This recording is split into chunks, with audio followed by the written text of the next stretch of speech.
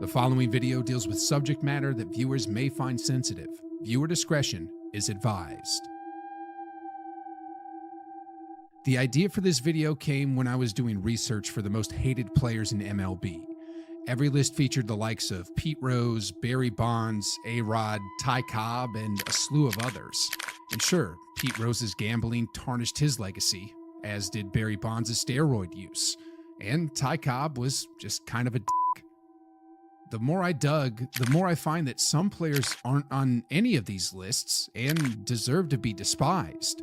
As much as Barry Bonds' cheating to gain an edge bugs me, what these MLB players did made my stomach sink. Once again, please be aware that this video will contain sensitive subject matter, and let's get into the worst criminals in baseball history. Tom Farley, murder. A relatively unknown ballplayer, Lawrence Tom Farley didn't have much of a career in the majors. Born in Seneca Falls, New York, Farley was picked up by the Washington Nationals in June of 1884. At this time, the Washington Nationals were located in St. Louis, Missouri, for some reason. He only played 14 games, hitting just .212 before the Nationals released him in mid-July. But that wasn't the complete end of his baseball career. He moved to Alton, Illinois, just north of St. Louis in 1887 to manage a team, and Alton just happens to be where Tom Farley committed murder. In 1892, Tom Farley and his brother-in-law, who owned a saloon, got into a business dispute. It's unknown what they were arguing over exactly, but an unpaid bar tab would be my guess. It was during the heated argument Farley shot and murdered his brother-in-law. With no justifiable reason for his heinous act, Tom Farley was sentenced to life in prison. In a twist of fate, either based on good behavior or maybe the governor of Illinois was a Nats fan, in 1897, Tom's sentence was reduced to just 10 years. Then, in December of 1898, Farley was pardoned and sent home due to his poor health. He kept a low profile, living in Alton for a few years before moving to St. Louis once again, where he would live until he died in 1910. Denny McLain. Extortion, narcotics possession, conspiracy, fraud, money laundering. Denny McLain may be the most decorated player on this list. A three-time All-Star, two-time Cy Young Award, World Series champ, and AL MVP, just to name a few. His most impressive feat has to be his 31-win season with the Detroit Tigers in 1968. McLain went 31-6 with a 1.96 ERA and 280 strikeouts. He helped the Tigers clinch the AL pennant by 12 games and take home the World Series. But even all his accomplishments weren't enough to keep Denny out of trouble. It was known that Denny McLain liked to gamble a bit, but it wasn't until 1970 that the world found out his gambling may be a problem. In February of that year, McLain's gambling and bookmaking activities were splashed across the headlines thanks to Sports Illustrated and Penthouse. Allegations surfaced that a foot injury Denny suffered in late 1967 wasn't just a freak accident, but a message from organized crime for failing to pay off a debt. It was also alleged that he and a representative from Pepsi, who was also a degenerate gambler, decided to start a bookmaking operation after they realized how much money they had been losing. McLain was suspended indefinitely by baseball commissioner Bowie Kuhn, but later changed to a 3-month slap on the wrist. And Denny McLain pretty much spiraled from there. He returned to the Tigers mid-season, but faced a 7-day suspension after dousing reporters from the Detroit Free Press and Detroit News with water. He wasn't even done serving that suspension when the commissioner put an end to his season for carrying a weapon on a team flight. After finishing with a dismal 3-5 record and while still being suspended, the Tigers traded McLain to the Washington Senators in October of 1970. And to make matters worse, by the end of 1970, Denny McLain was forced to file for bankruptcy despite being the first $100,000 player in Tigers history. His financial woes were compounded by a failed scheme to produce a nude baseball model calendar with his friend Jim Northrup. Yeah, a nude baseball calendar. Can you imagine Mr. October being Mr. October? And it just kept getting worse. Senators manager Ted Williams had little patience for McLain's high-flying lifestyle, and the two clashed to the point where McLain joined the Underminers Club, a group dedicated to getting Williams fired. His life was out of control, and his arm was pretty much shot at this point. The Senators sent him to the A's after a year before they ditched him off to the Braves. He was the shell of his Motor City self and called it quits in 1973. And things just got worse. He ballooned to 330 pounds and was hustling people at golf, accepted over $160,000 to fly a wanted felon out of the country, and was imprisoned for drug trafficking, embezzlement, and racketeering. In 1985, he was sentenced to 23 years in prison, but that was later reduced to just 12 years. Then, in 1966, Denny was convicted on charges of, once again, embezzlement, mail fraud, and conspiracy. This was all in connection to a $2.5 million theft from the pension fund of the Pete Packing Company employees, which Denny had purchased a couple of years prior. He was arrested again in 2003 for a phone card scam, and again in 2011 for a variety of reasons, including unpaid child support. Mel Hall Jr., S.A. Mel Hall is a bit of a journeyman whose vicious crimes went under the radar for decades. He spent his playing career with the Cubs, Indians, Yankees, Giants, and in Japan for a couple of years. He never really was a standout performer. His best year was 1992 when he hit a career-high 81 RBIs off of 163 hits. Despite never being a superstar on any team, Hall was solid enough to have a 15-year career where he would make upwards of $6.3 million in MLB and another $2 million while playing in Japan. Teammates knew Mel was flashy and liked to revel in his money and status, but there was a much darker side to Mel Hall that few knew about. In 2007, Hall was arrested in Lewisville, Texas, and charged with SA, allegations that involved a minor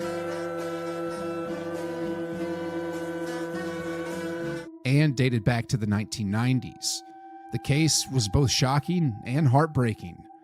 During the investigation, multiple other victims would come forward sharing eerily similar stories.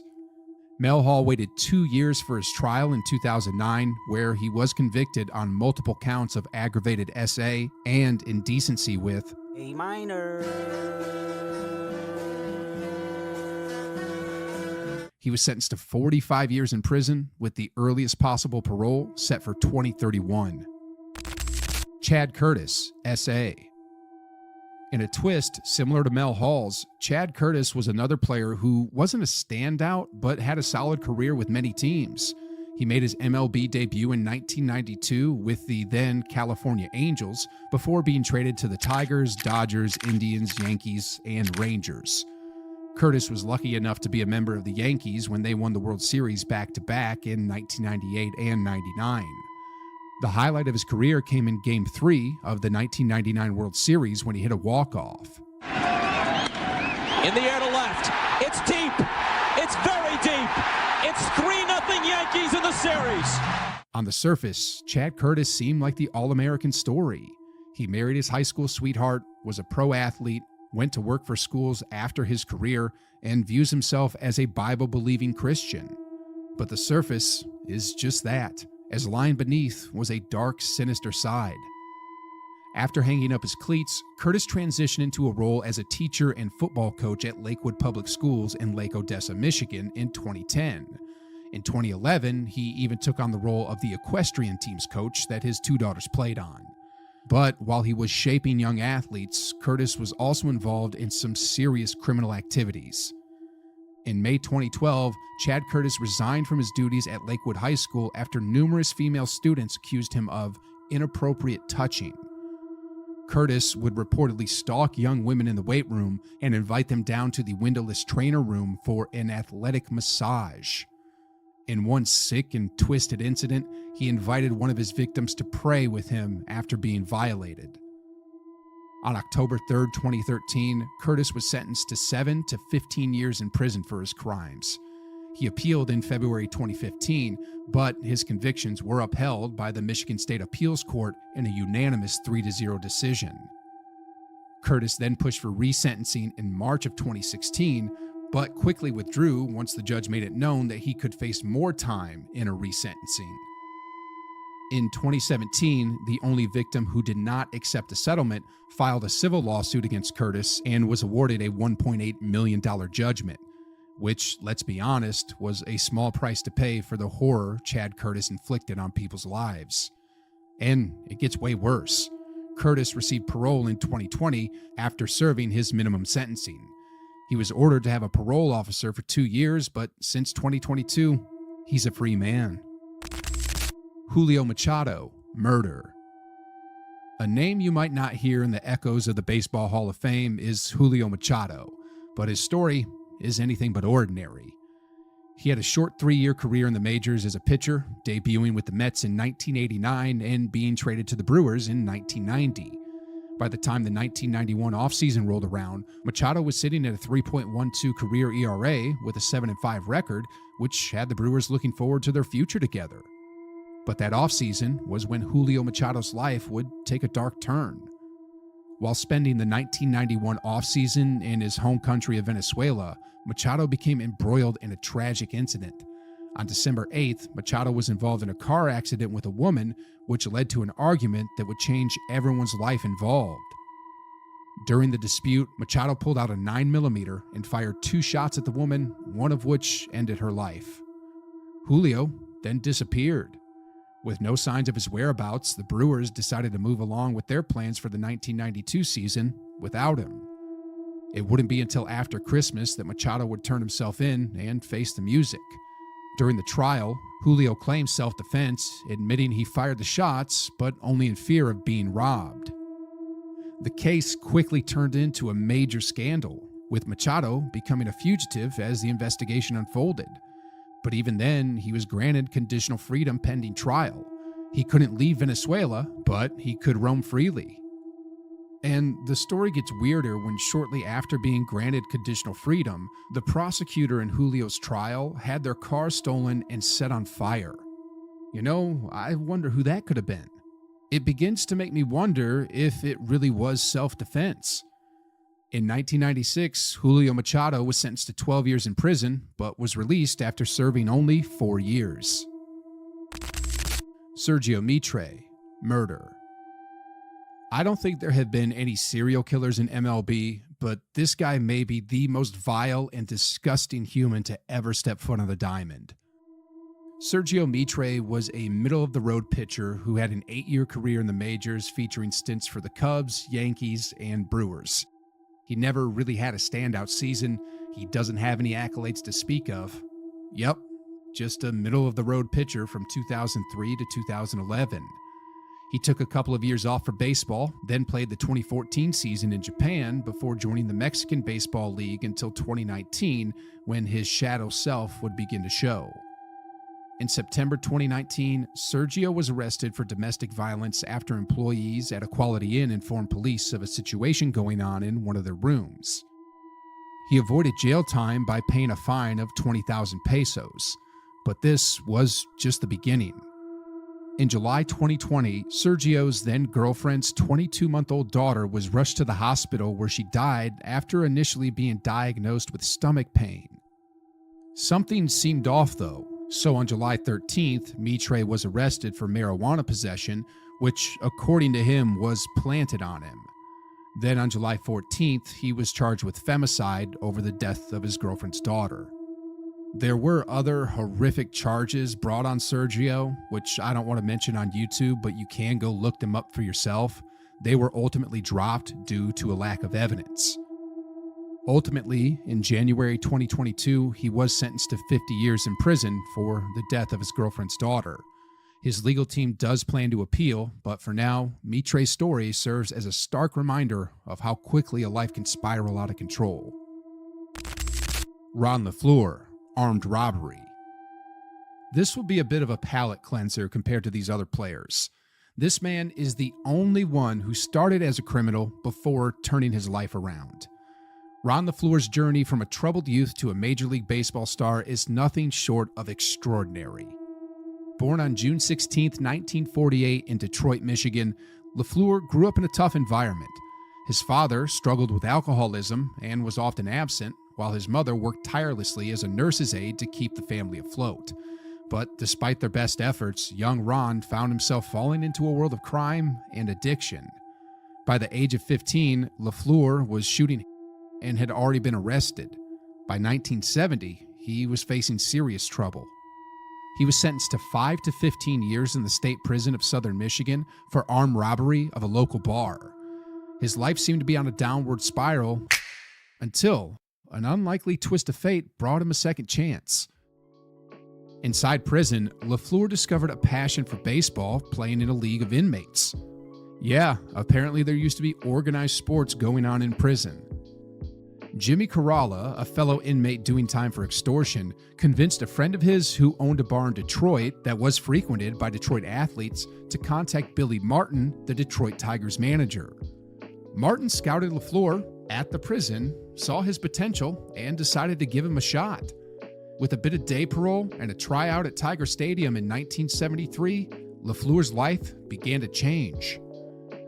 Signed by the Tigers in July 1973, LeFlore quickly made a name for himself in the minor leagues, hitting .277 for the Clinton Pilots and later .331 for the Lakeland Tigers. His talent didn't go unnoticed, and by 1974, he was in the major leagues with the Tigers. LeFlore's MLB career was marked by his incredible speed. He stole 455 bases during his career and was an All-Star in 1976. He dazzled fans and teammates alike, making a significant impact with the Tigers and later with the Montreal Expos and the Chicago White Sox. His 1978 season was particularly remarkable, leading the league in stolen bases, singles, and runs scored. He stayed crime-free for his career, but faced trouble in 1999 when he was arrested at the closing ceremonies at Tiger Stadium for unpaid child support.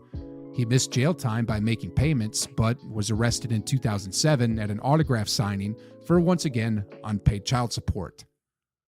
From Tom Farley's shocking past to the dark turns of Denny McLain and Mel Hall Jr., these are just some of the tales of the most vile people to play Major League Baseball. So next time you think of the most hated players in baseball, make sure you remember these players who, despite their horrific acts, managed to stay under the radar. On a lighter note, you know who is hated, not for a crime, but just for being bad at his job? Angel Hernandez, easily the most hated umpire in the history of MLB. If you're interested in how an umpire became public enemy #1 for baseball fans, then check out this video right here, where I cover the atrocity that is Angel Hernandez's career. But before you do, give this video a like and subscribe to Baseball Buzz.